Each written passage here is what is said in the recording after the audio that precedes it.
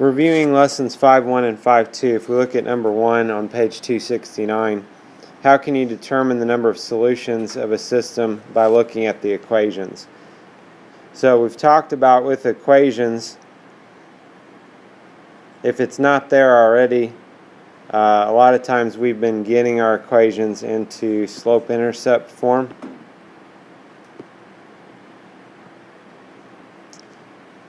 Slope-intercept form, which is our y equals mx plus b.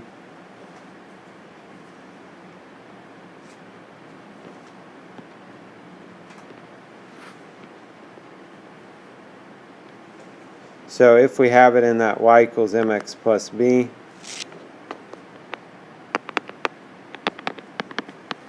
basically two things that equation is going to tell us. Remember, the m is our slope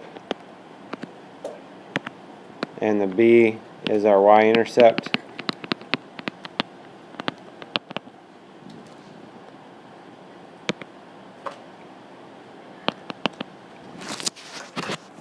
So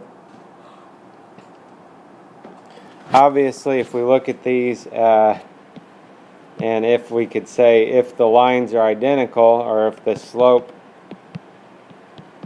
and y-intercept are the same, then we have what?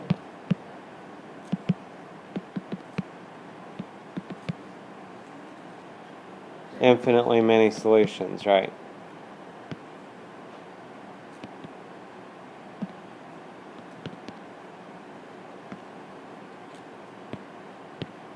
Okay, that's one case. So if the line, basically the equations are equal, which sometimes they might make them look different even though they're actually the same. If the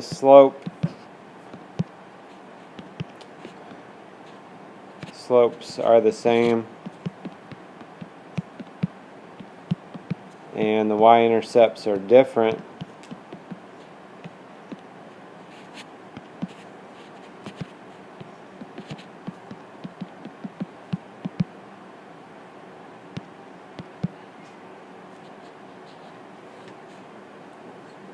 then what?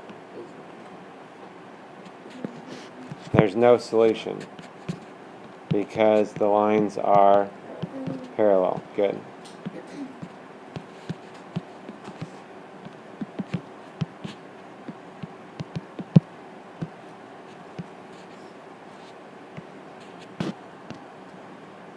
Okay, so that's another option.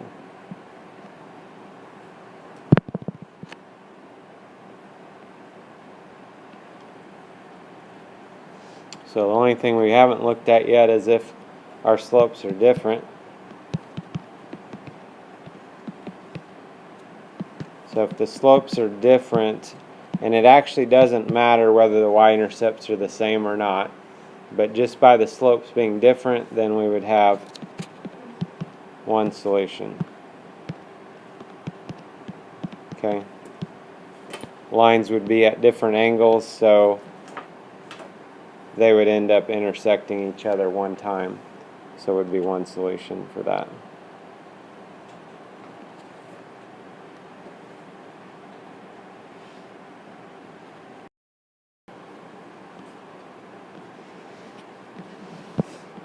So if we look at number 2,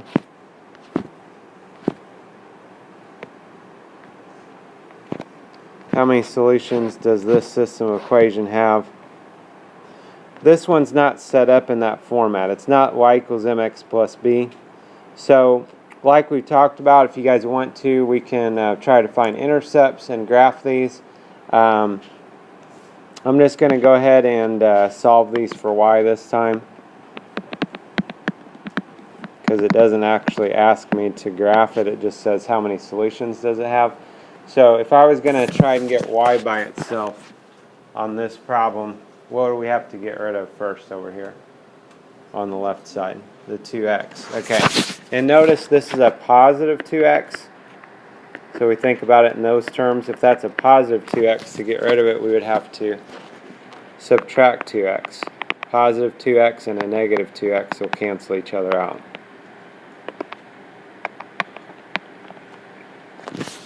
When we do that, we need to see that as a negative 9y. Don't lose that sign on the left side.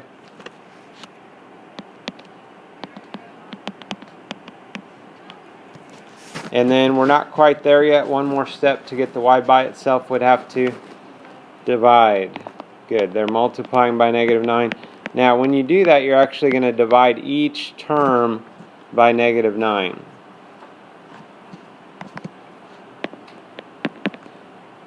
And doing that, we got a negative divided by negative would be a positive. And over here again, negative divided by negative would be a positive.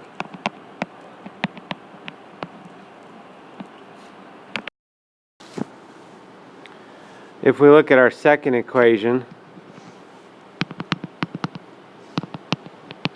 similar idea. We can think of this as a positive 4x here. So first thing to try and get the y by itself would be subtract 4x. And again, I'm going to just squeeze this in over here. Those are not like terms. Don't try and combine negative 4x and 2 together. They're not like terms, so keep them separate. And then our last step to get the y by itself would be divide by negative 6. Good. Again, when we do that, we're going to divide each term by a negative 6. So we do that. We got a negative divided by negative would be a positive. Second one, we've got a positive divided by negative would be a negative. And then the final thing I'm going to look at here is whether I can reduce my fractions at all. And the first one, I actually could not reduce those. The second one here we can. 4/6 reduces to 2/3. Negative 2/6 reduces to negative 1/3. So if we look at our equations now, the first equation, slope is 2/9. The second equation, slope is 2/3. So what do we notice? Are they the same? No, different slopes means we have one solution. Okay, we have one solution because we have different slopes.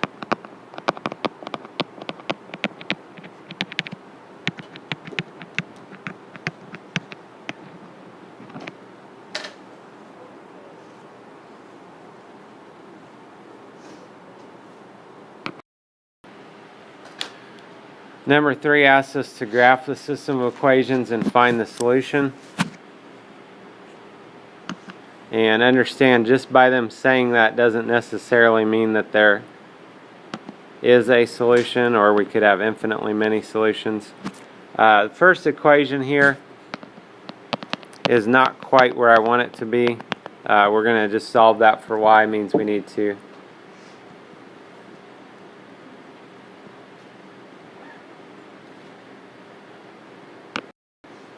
subtract 1. They're adding 1, so we just subtract 1.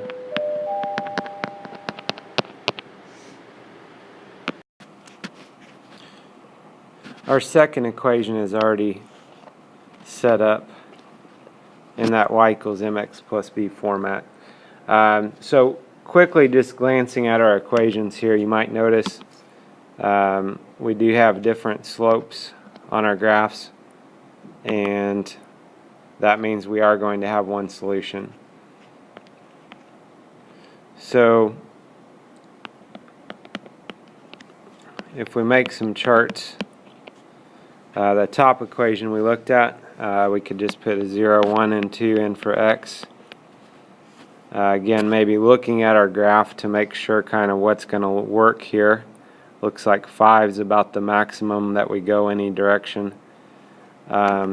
So if we put in a 0 for x, 2 times 0 is 0, minus 1, if you want to add the opposite, that's going to be a negative 1. Put a 1 in for x, so 2 times 1 And again, this is because this is y equals, why we're able to just be done with it at this point. 2 times 1 is 2, minus 1 is 1. And we put a 2 in for x. 2 times 2 is 4, minus 1 is 3.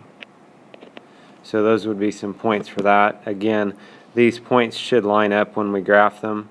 So 0, negative 1.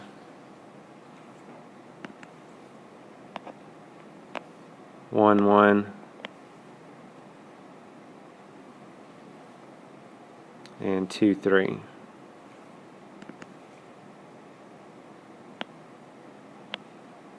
So those would be our points there. And then we can graph these. We'll try and make a nice line here when we do this.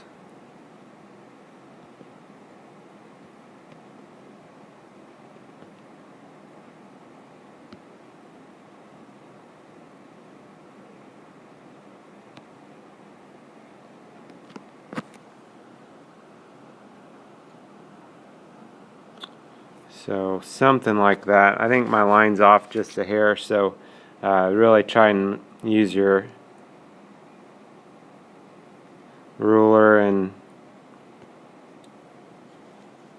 get that to be a nice line. But and then our second equation, the 0 I still like. You put a 0 in, half of 0 is 0. And then 0 plus 2 is 2. So 0, 2 would be 1 point.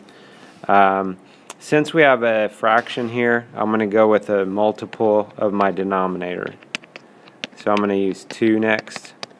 Half of 2 is 1. 1 plus 2 is 3. And then if we do a 4, half of 4 is 2. 2 plus 2 is 4. So we got 0, 2, 2, 3, and 4, 4.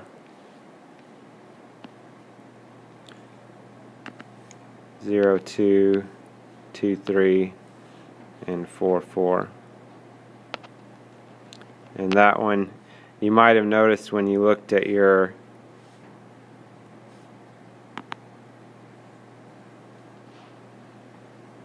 points there, that the 2, 3 was actually on both of those. And again, when we graph our lines, we should have arrows on the ends to show those keep going. But we can see from our graph here, 2, 3 is going to be our solution for that system of equations.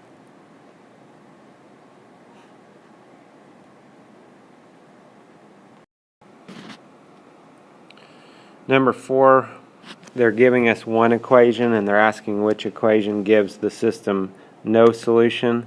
Remember, no solution is going to be if our lines are parallel. So lines are parallel, we're going to look at our slopes. So this first one they've given us, the slope is negative 3. We want our slope to be negative 3. So only 2 of these equations are solved for y. B and D. So B slope is 3. D slope is 1/3. Again, for no solution, our slope has to be negative 3. So we can solve our equations here. First equation, if you added 7 on both sides, we get y equals negative 3x plus 7. And that actually is the exact same line. So that would be infinitely many solutions. We got to be careful here. If we look at C, we could subtract 3x on both sides. We get y equals negative 3x plus 5. That has a slope of negative 3, and it has a different y-intercept, which is 5. So C would be our answer for number 4. Number 5, Finn bought 12 movie tickets. Student tickets cost $4. Adult tickets cost $8. Finn spent a total of $60. Write and graph a system of equations to find the number of student and adult tickets Finn bought. Okay, so first thing would be probably that we should define some variables here. So we could say, well, let's look at the graph here. They're doing X is our student tickets, so let's just do that. If you want to use S for students, you can, but just keep it simple maybe. Let X represent the number of student tickets bought,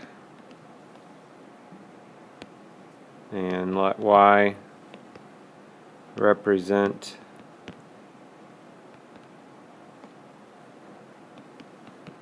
the number of adult tickets bought.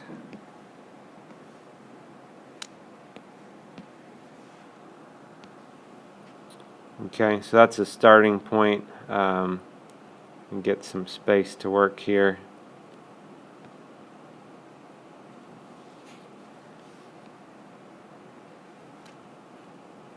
So if he bought 12 movie tickets, that would mean that the student tickets plus the adult tickets would be equal to 12. That would be on the quantity of tickets, the amount of tickets. We could make a equation, and then we can make another equation based off of the costs. So student tickets are $4 each, so $4 times however many student tickets plus $8 times however many adult tickets equals $60. So these would be our two equations that we'd be working with. Again, we may want to look at things and see what our graph's looking like before we get too far into this. Ideally, on this first equation, I would do intercepts. If you look at the graph, it looks like they're going by ones. So normally for this, I would do 0 for X would be a 12, 0 for Y would be a 12. So 0, 12, and 12, 0. Those are going to be off of the chart here. Also for the second equation, normally I would do intercepts. So 0 for X, that would be 8Y equals 60. And then you divide by 8. 8 times 7 is 56. So that'd be 7 and 4/8, which is 7.5. That would be okay. For the second part, put a 0 for Y, we'd have 4x equals 60. Divide by 4, and that would be 15. So that'd be 15, 0, which would not be on your chart. So again, we might have to pick some different numbers here. Just think about on this first one, the numbers add up to 12. So another possibility, let's say, what if we had 2 students? 2 plus 10 is 12. That would be an option that would actually be on our chart. And then, well, let's say just we had 2 adults. Then that would be 10 students. So 2, 10, and 10, 2 would be some points on that graph. And then on our second graph, again, looking at 4 and 8 here, it's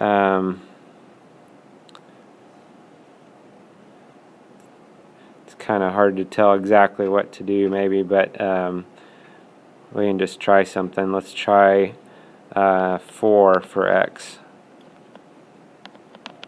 So 4 for X, 4 times 4 is 16. And then we'll subtract, and that'll be 44. And 44 divided by 8, that would go in 5 times with 4 left, so that'd be 5.5. So that would work. And then maybe let's try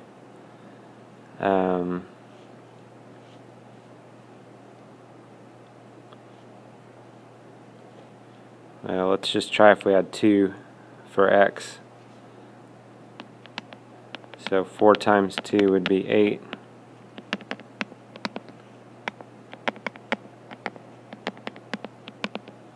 And then they're adding, so subtract 8. Kind of running out of room here, but 60 minus 8 would be 52. And then 52 divided by 8. That would go in 6 times. That'd be 6.5. Now, when you guys do this, understand some of these points that we're finding aren't actually going to be solutions that'll really work whenever we go to graph this, because we can't buy half of tickets.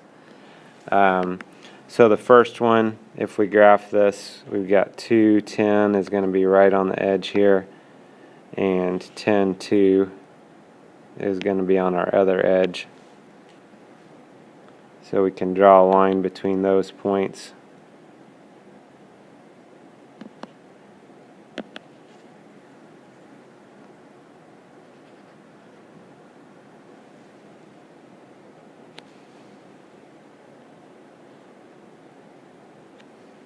So maybe like that. Again, I might be off a hair here.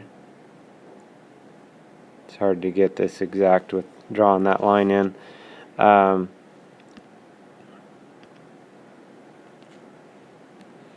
then the other graph, we did 4, 5.5, and 2, 6.5. And then we could draw a line through those.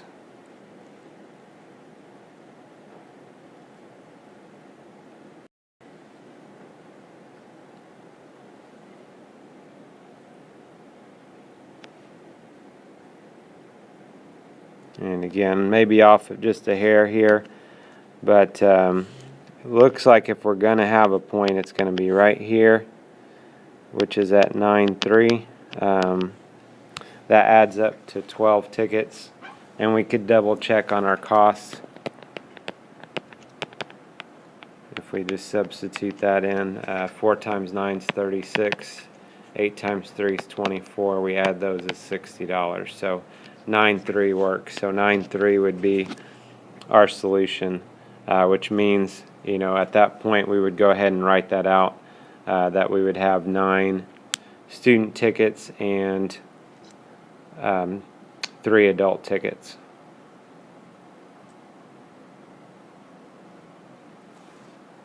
Okay, again, make sure you write that out for your answer on that problem. And then number 6, what value of m gives the system infinitely many solutions? Infinitely many solutions, we know our slopes are the same. So this one, we might want to solve that for y first. We've got a negative x, a negative 1x if you want, so we'll add 1x on both sides. Those are not like terms on the right side, so don't combine those. And then they're multiplying by 4, so we can divide by 4. Divide each term by 4. And so that means our slope is 1/4. Notice we have plus 8. So for the second equation here, we have the plus 8, we have the same y-intercept, infinitely many solutions, their slopes will be the same. So m would have to equal 1/4 for us to have infinitely many solutions. So hopefully this gives you a good review of ideas of things with lessons 5.1 and 5.2. And as always, trying to get on and check and do some problems on your PearsonRealize.com. Get some more practice in. Make sure you know what you're doing on these lessons.